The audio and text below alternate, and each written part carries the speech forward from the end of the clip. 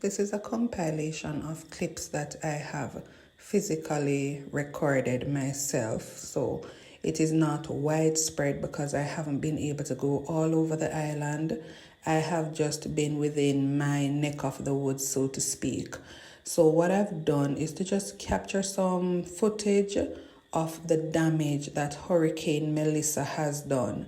And this is mainly for my viewers who are abroad, because those of us in Jamaica, we're seeing it right around us every day, 24/7. We've lived it, we've experienced it, and we're still going through it. And I know this is likely going to be a mental health crisis for a lot of people, because just going around and seeing the level of damage everywhere, honestly, it's traumatizing for me. For me personally, it's traumatizing. So I know that a number of persons were concerned about their families here in Jamaica, and a lot of people will not be able here in Jamaica to see these videos because we are basically disconnected from the rest of the world. They won't be able to call you. It may not be so easy for persons here to call you. We have to strategically be going to places where we can get cell service because there is no signal in many places. So that is one of the greatest problems that we have right now as a country. Yes, we have a lot of damage, but it is communication right now that I would say is the greatest challenge right now.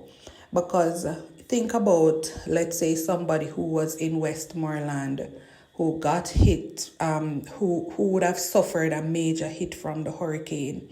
If that person had to leave where they were to find shelter or to go somewhere else, if a family member now is trying to call them and there is no signal where they are, and they probably send somebody to go and look for them at that place, they will see that it's damaged, but they don't know where the person is. And so it's causing a lot of panic. So many persons are worried sick about their loved ones. People have family members who are homeless and don't even know that they are homeless. It's just a lot. Honestly, it's really a lot. But the lack of communication, if you could just pick up your phone and call people and know they're okay.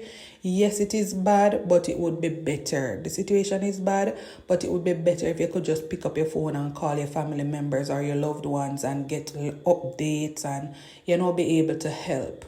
So that would be the main thing that I would say is hindering us now, or causing additional pain right now or additional stress, the lack of communication. The next thing is just seeing, when you drive around and you see the number of trees that are down, just the openness of everywhere.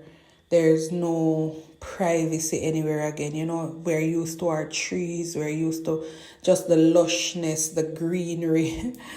It's not like that. So it's like people are suffering, but it's out on public display for everybody to see. I don't really think people are worried about that though, because if it will get them help, then that's fine. I realize that a lot of the foreign media are still here and still, doing their documentary and so on, so that aid can come into the country. I'm just hopeful that the people who really need to get the help will be the people who get the help. The next thing now is in terms of just our regular routines.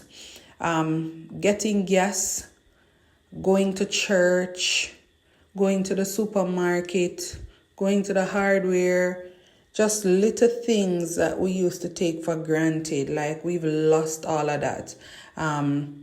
Everything is just displaced or just so out of the ordinary now. Like, your entire life is just uprooted, like the trees you're seeing all around you. So you're traveling somewhere, you might need to leave out a bit earlier because you don't know what to expect on the road in terms of whether here is clear or not. There are a number of places that just have single lane traffic still. You're not able to go out. There's no socialization as much because everybody's just in this repair and recovery mode. So people are just going about their business, going to the hardware and so on.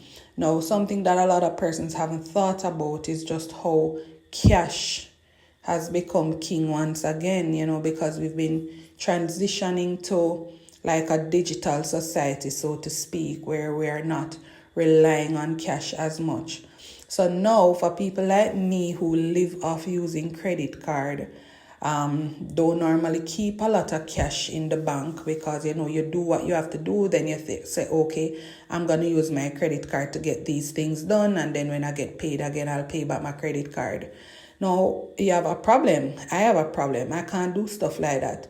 So now all I've been able to do is to buy gas, and like anything that's an emergency, stuff that we needed to get at the hardware to repair stuff that were broken, like pipes, drainage pipes and so on, because there is no internet anywhere in the area I live.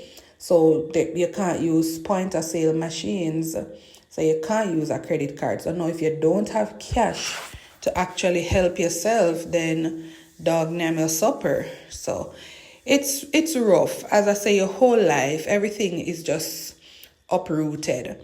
But there's a lot of damage, guys. I can only capture so much and no more. And I'm not in the areas that got the real hit, like Westmoreland and St. Elizabeth, even though St. Anne got pretty badly damaged, but it's nothing in comparison. I mean, loss is loss and damage is damage, but a lot of people are really going through it, and I know it will take a time for us to come back.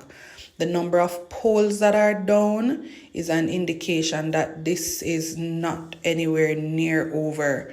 There are so many poles that have been just split in two, just turn over, broken, halfway drop down cross road. We're driving and we have to be driving under poles that are tilted. That too is a hazard. There are so many things, just so many different aspects to this thing. It's scary. It doesn't feel or look like the Jamaica we know. I mean, I still love my country, but trust me, even just driving around and seeing the amount of dried up trees, you feel like you're in a wilderness. You don't feel like you're in, a tropical paradise anymore, which we know it can't be after what we just went through. But I know I've rambled a lot, but I just thought that I would put this video together for you guys to see how things are, see the level of damage and everything. So if you can reach out to your family members, reach out to them, because it's bad.